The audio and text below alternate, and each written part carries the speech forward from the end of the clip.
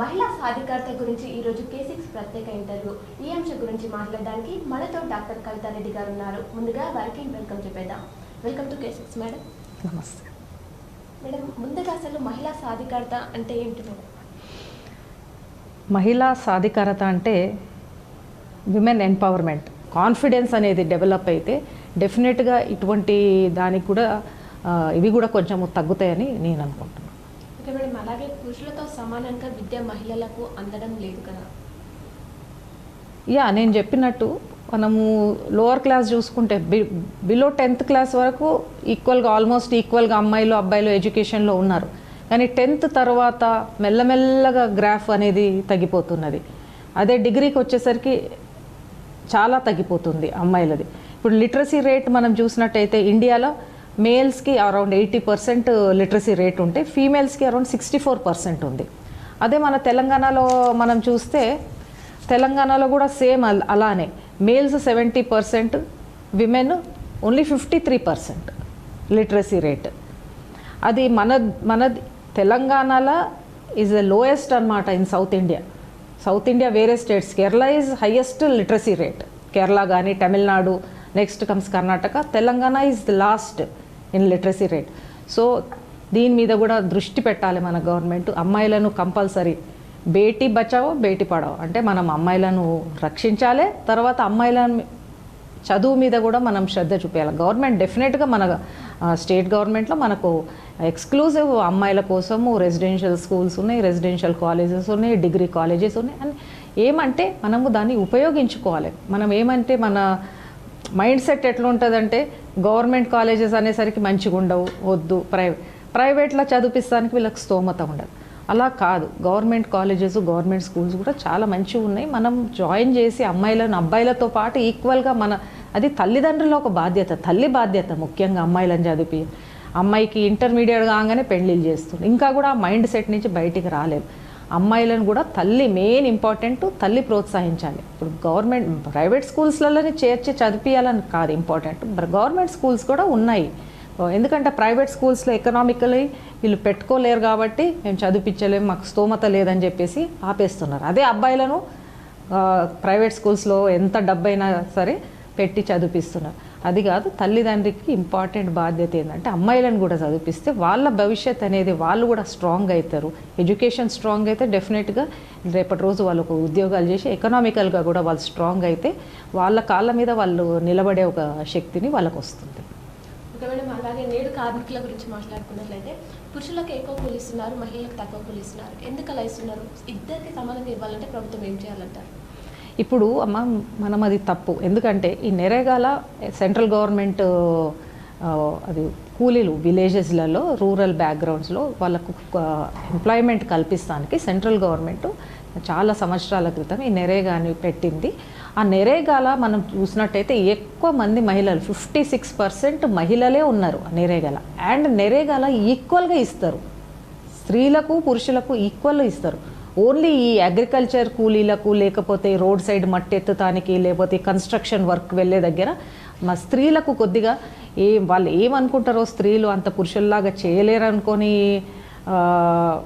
తక్కువ ఇస్తారో నాకు తెలియదు. కానీ డెఫినెట్గా గవర్నమెంట్ మాత్రం చర్యలు తీసుకుని నెరేగాల ఎట్లయితే ఈక్వల్గా మహిళలకు పురుషులకు ఇద్దరికి కూడా ఈక్వల్గా ఇస్తున్నారో అలానే వేరే దగ్గర కూడా, అంటే మేబీ అగ్రికల్చర్ కూలీ కానీ, మేబీ కన్స్ట్రక్షన్ వర్క్లో కూడా మనం చాలామంది స్త్రీలను చూస్తూనే ఉంటాం. సో డెఫినెట్గా గవర్నమెంట్ దీనిపైన కఠిన చర్యలు తీసుకొని equal pay for male and both the genders, male female అనేది స్ట్రిక్ట్గా పెడితే డెఫినెట్గా మహిళలకు కూడా ఈక్వల్గా వస్తుంది. ఓకే మేడం, అలాగే చట్టసభలలో మహిళలకు రిజర్వేషన్ కల్పించాలి కదా, దాని గురించి ఏంటంటే? చట్టసభలలో ఇప్పుడు మనము 33% రిజర్వేషన్ యాక్ట్ మొన్న 2023లో పార్లమెంట్లో పాస్ చేయడం జరిగింది. మేబీ ఇంప్లిమెంటేషన్ నెక్స్ట్ ఎలక్షన్స్లో, మేబీ 2029 ఎలక్షన్స్లో అది they will start implementing. Yes, మహిళలు అన్ని రంగాలలో ఉండాలి. ఎందుకంటే ఇప్పుడు ఎడ్యుకేషన్ వైజ్ డెఫినెట్గా ఇంతకుముందుకు మనం పోల్చుకుంటే ఇప్పుడు ఎడ్యుకేషన్ అయితే పురుషుల కన్నా తక్కువ ఉండొచ్చు, కానీ మనం అర్బన్ ఏరియాస్లో చూసుకుంటే ఆల్మోస్ట్ పురుషులు స్త్రీలు ఈక్వల్గానే ఉన్నారు ఎడ్యుకేషన్ వైజ్. అలానే ఇప్పుడు లాస్ట్ టైం మన స్టేట్ గవర్నమెంట్లో ఈ లోకల్ బాడీ ఎలక్షన్స్లో ఆల్మోస్ట్ 50% పైన మహిళలకు కేటాయించడం జరిగింది. ఇప్పుడు 2029 వచ్చేసరికి మన అసెంబ్లీ ఎలక్షన్స్లో కానీ పార్లమెంట్ ఎలక్షన్స్లో కానీ 33% రిజర్వేషన్ తేవడం జరుగుతుంది. ఒక్కసారి మహిళలకు ఈ యొక్క రాజకీయంలో వాళ్ళకు ఒక అవకాశం ఇస్తే డెఫినెట్గా డిసిషన్ మేకింగ్ అనేది బెటర్గా ఉంటుంది. మహిళలది ఎప్పుడైనా డిసిషన్ మేకింగ్ బెటర్ ఉంటుంది. ఎందుకంటే ఇల్లంతా నడిపేది ఒక మహిళ. ఎంత తక్కువ డబ్బులు ఉన్నా కూడా ఆ మహిళ ఆ డబ్బులతోనే ఇల్లు మొత్తం నడిపే శక్తి ఒక మహిళకు ఉంటుంది. ఇప్పుడు మన ఫైనాన్స్ మినిస్టర్ నిర్మలా సీతారామన్ గారు ఉన్నారు. తనని ఎందుకు ఫైనాన్స్ మినిస్టర్ చేశారు మన ప్రధానమంత్రి గారు? ఎందుకంటే ఆయనకు అంత కాన్ఫిడెన్స్ ఉంది ఒక విమెన్ మీద. విమెన్ అయితే డెఫినెట్గా మన కంట్రీ ఒక ఎకానమీ బెటర్గా చేయగలుగుతుంది, తన డిసిషన్ బెటర్ ఉంటుంది అని చెప్పేసి ఒక స్త్రీని ఫైనాన్స్ మినిస్టర్ చేయడం జరిగింది. అదేవిధంగా తను కూడా ఎంత బాగా చక్కగా మొన్న మనము చూసినట్టయితే మొన్న బడ్జెట్ ఎంత చక్కగా, అండ్ మన జీడిపి కూడా తన ఫైనాన్స్ మినిస్టర్ అయినప్పటి నుంచి కొంచెం మన జీడిపి కూడా పెరుగుకుంటూ వస్తుంది. సో డెఫినెట్గా స్త్రీలను రాజకీయ రంగంలో తీసుకొస్తే పురుషులతో సమానంగా లేకపోతే పురుషుల కన్నా ఎక్కువ కూడా మంచి డిసిషన్స్ తీసుకొని ఈ దేశ అభివృద్ధికి కూడా చాలా, ఎందుకంటే ఒక మహిళ ఏదైనా పని చేస్తే దాన్ని ఒక డెడికేటెడ్గా ఒక కమిట్మెంట్తో చేస్తుంది. కాబట్టి మహిళలకు కూడా రాజకీయ రంగంలో ఒక స్థానం ఇస్తే డెఫినెట్గా మహిళలు పురుషులతో సమానంగా అండ్ చాలా వితౌట్ కరప్షన్ కానీ చాలా స్ట్రిక్ట్గా సిస్టమేటిక్గా వాళ్ళ ఒక పని వాళ్ళు చేయగలరు. ఇది మహాలక్ష్మి పథకం కింద మన స్టేట్ గవర్నమెంట్ అనేది ఫ్రీ బస్ పథకము 6 గ్యారంటీలలో ఇది ఒక గ్యారంటీ. ఫ్రీ బస్ స్కీమ్ అనేది ఏర్పాటు చేయడం జరిగింది. ఎస్, మంచిది, ఇది యాక్చువల్లీ చాలా మంచిది. కానీ మనము కూడా దాన్ని ఎక్కువ మిస్యూజ్ చేయకుండా మహిళలు కూడా అవసరం ఉంటేనే బయటికి వెళ్ళాలి, అవసరం ఉన్న దగ్గరికే వెళ్ళాలి. తద్వారా వేరే వాళ్ళకు ఇబ్బంది అసౌకర్యం కలగకుండా కూడా ఉంటుందమ్మా. సో ఈ ఫ్రీ బస్ ఉన్నదని చెప్పేసి రోజు బస్ ఎక్కి తిరగడము అలా కూడా మిస్యూజ్ చేయొచ్చు. గవర్నమెంట్ మనకు మంచి కోసము స్త్రీలకు ఎకనామిక్ బర్డన్ కావద్దు అని చెప్పి ఒక కుటుంబంకి బర్డన్ తగ్గియాలి అని చెప్పేసి ఈ ఫ్రీ బస్సు పెట్టడం జరిగింది. సో మనం కూడా దాన్ని మిస్యూజ్ చేసుకోకూడదు. అండ్ ఇంకొకటి ఏమంటే ఈ ఫ్రీ బస్ అనేది బిలో పావర్టీ లైన్ వాళ్ళకు పెడితే చాలా బాగుంటుంది. ఎందుకంటే ప్రతి ఒక్క స్త్రీ కంటే కొందరు ఉద్యోగస్తులు ఉన్నారు, ఉద్యోగస్తులకు వాళ్ళకు అవసరం లేదు ఫ్రీ బస్. ఎందుకంటే వాళ్ళకు ఆల్రెడీ వాళ్ళ శాలరీస్ వస్తున్నాయి, వాళ్ళకు ఫ్రీ బస్ అవసరం ఉండదు. ఓన్లీ బిలో పావర్టీ లైన్ ఎవరికైతే ఉద్యోగాలు లేవో, విలేజ్ ఫార్మర్స్కి కానీ వేరే బిలో పావర్టీ లైన్ విమెన్కి కానీ స్కూల్ చిల్డ్రన్కి కానీ కాలేజ్ చిల్డ్రన్కి కానీ వాళ్ళకు ఈ ఫ్రీ బస్ ఫెసిలిటీ ఉంటే బెటర్ ఉంటుంది. ఎందుకంటే ఎంప్లాయిడ్ లేడీస్కి ఫ్రీ బస్సు అవసరం ఉండదు. ఎందుకంటే ఆల్రెడీ వాళ్ళు శాలరీ బేస్డ్ ఉంటారు, వాళ్ళు ఆల్రెడీ ఎకనామికలీ సౌండ్ ఉంటారు. కాబట్టి వాళ్ళకి తప్పించి వేరే వాళ్ళకి పెడితే ఇది బెటర్ ఉంటుంది అని నా ఒక ఒపీనియన్. మేడం, అలాగే తెలంగాణలో మహిళల కోసం ఇంకేం చేస్తే బాగుంటుంది అనుకుంటున్నారు విద్యాపరంగా? మన తెలంగాణలో ఇప్పటికీ కూడా ఇంకా అమ్మాయిలకు ఎడ్యుకేషన్ వైజు ఇంకా కూడా మన రాష్ట్ర ప్రభుత్వము దీన్ని ఇంకా కూడా ప్రోత్సహించాలి అని నా ఒక అభిప్రాయము.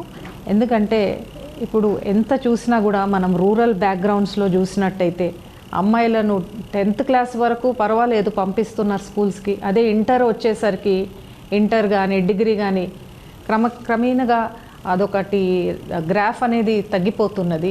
వాళ్ళకు ఇంటర్ కాగానే పెళ్ళిళ్ళు చేయడం, లేకపోతే 10th కాగానే పెళ్ళిళ్ళు చేయడము, అలా ఇంకా కూడా రూరల్ ఏరియాస్లో జరుగుతున్నది.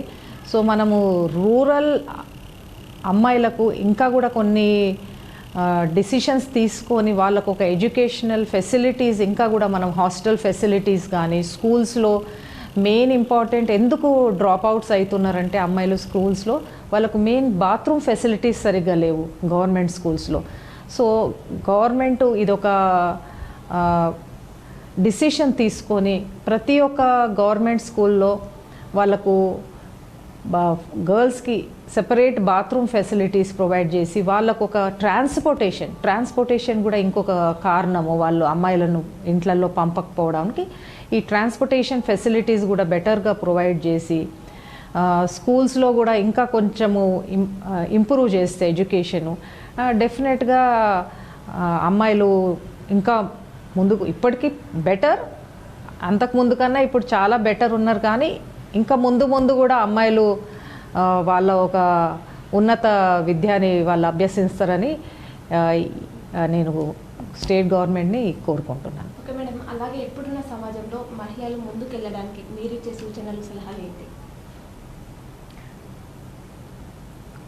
ఒక మహిళ సాధికారత పొందాలంటే మన మెయిన్ ఎడ్యుకేషన్ ఒకటే కాక సైకలాజికల్గా కూడా మానసికంగా కూడా చాలా స్ట్రాంగ్గా ఉండాలి. ఒక స్త్రీ వాళ్ళు ఒక డ్రీమ్ అనేది అంటే వాళ్ళు కలలు కనాలన్నమాట. స్త్రీ కలలు కనాలి, నేను ఇది చేయాలి, డెఫినెట్గా నేను అచీవ్ చేయాలి. ఒక స్త్రీ ఏదన్నా అనుకుంటే డెఫినెట్గా చేయగలుగుతుంది. నేను అందరినీ కోరేది అంటే మీకు అమ్మాయిలు ఉంటే అందరినీ మంచిగా చదివిపియండి. ఎందుకంటే వాళ్ళు చదువుకుంటే డెఫినెట్గా వాళ్ళు ఒక ఉద్యోగానికి వెళ్ళి వాళ్ళు ఒక ఫైనాన్షియలీ వాళ్ళు స్ట్రాంగ్ అయితే డెఫినెట్గా సమాజానికి ఎంతో మెరుగుపడతారు. డెఫినెట్గా ఒక విమెన్ ఎడ్యుకేటెడ్, ఎందుకంటే మనం ఇంట్లో చూస్తే మెయిన్ ఇంపార్టెంట్ తల్లి పాత్ర చాలా ఇంపార్టెంట్. ఇంట్లో తల్లి డిసిషను, తల్లి అనుకుంటే ఏదైనా చేయగలుగుతుంది. తల్లి చేతిలోనే ఉంది. ఒక బిడ్డను మంచి పెంచాలి అంటే తల్లి చేతిలోనే ఉంది. తల్లి అమ్మాయి కానీ అబ్బాయి కానీ ఈక్వల్గా చూసుకోవాలి, అది మెయిన్ ఇంపార్టెంట్. ఇప్పటికి కూడా మన సమాజంలో అమ్మాయిలకు కొంచెం తక్కువ స్థానమే ఉంటుంది. అబ్బాయిలను నేను చెప్పినట్టు మీకు గవర్నమెంట్ స్కూల్స్లో కాక ప్రైవేట్ స్కూల్స్లో, అమ్మాయిలనేమో గవర్నమెంట్. అట్లా కాకుండా ఇద్దరిని కూడా మీరు ఈక్వల్గా చూస్తే డెఫినెట్గా అది తల్లి చేయగలుగుతుంది. ఒక తల్లిగా మనము మన అమ్మాయిలను మంచిగా చదివిపించి వాళ్ళని ఎకనామికల్గా స్ట్రాంగ్ చేస్తే డెఫినెట్ వాళ్ళే ముందు భవిష్యత్తు మన దేశానికి. వాళ్ళు మంచిగా అయితే మన దేశం కూడా అభివృద్ధి చెందుతుంది, ఎకనామికల్గా కూడా అభివృద్ధి చెందుతుంది. ఇప్పుడు ఒక స్త్రీ ఎకనామికల్గా స్ట్రాంగ్ అయితే మన కంట్రీ కూడా ఎకనామికల్గా ఇంకా కూడా అభివృద్ధి చెందుతుందని నేను. ఓకే మేడం, చివరిగా K6 ద్వారా ఏం చెప్పాలనుకుంటున్నారు? నేను K6 ప్రేక్షకులకు, వ్యూవర్స్కి ముందుగా అడ్వాన్స్డ్ విమెన్స్ డే శుభాకాంక్షలు, ఇంటర్నేషనల్ విమెన్స్ డే శుభాకాంక్షలు. ఈ సంవత్సరము ఇన్స్పైర్ అండ్ ఇంక్లూడ్ అంటే మనం ఒక్కరమే సాధికారత కాకుండా మన పక్కన ఉన్న స్త్రీలను కూడా మనం ఎంకరేజ్ చేసి, స్త్రీలను కానీ అమ్మాయిలను కానీ ఎంకరేజ్ చేసి వాళ్ళను కూడా ఈ సాధికారత వైపు తీసుకెళ్లాలని నేను ప్రతి ఒక్క K6 వ్యూవర్స్ని కోరుతున్నాను. ఇది విమెన్ సాధికారత కోసం విమెన్ ఒకరే కాదు, దీంట్లో పురుషులు కూడా సమానంగా పాలు పంచుకోవాలి. పురుషులు స్త్రీలు ఇద్దరు కలిపితేనే ఏదైనా సమాజం ముందుకెళ్తుంది. So equal, men and women equality ఉండాలి. ఈక్వాలిటీతోనే డెఫినెట్గా మన సమాజాన్ని ముందుకు తీసుకెళ్ళొచ్చు, మన దేశాన్ని కూడా మనము ముందు స్థాయికి తీసుకెళ్ళొచ్చు అని K6 ప్రేక్షకులకు నేను కోరుకుంటున్నాను. నమస్తే. ఓకే మేడం, మహిళా సాధికారత, మహిళలకు ఉపయోగపడే ఎన్నో సూచనలు, సలహాలు సమాజంలో ఎలా మెలగాలి అనే విషయాలు ఈ కార్యక్రమం ద్వారా తెలియజేసినందుకు K6 తరఫున థ్యాంక్ యూ మేడం. ఇది ఈరోజు కార్యక్రమం. మరో కార్యక్రమంతో మీ ముందుంటాం. చూస్తూనే ఉండండి మీ K6.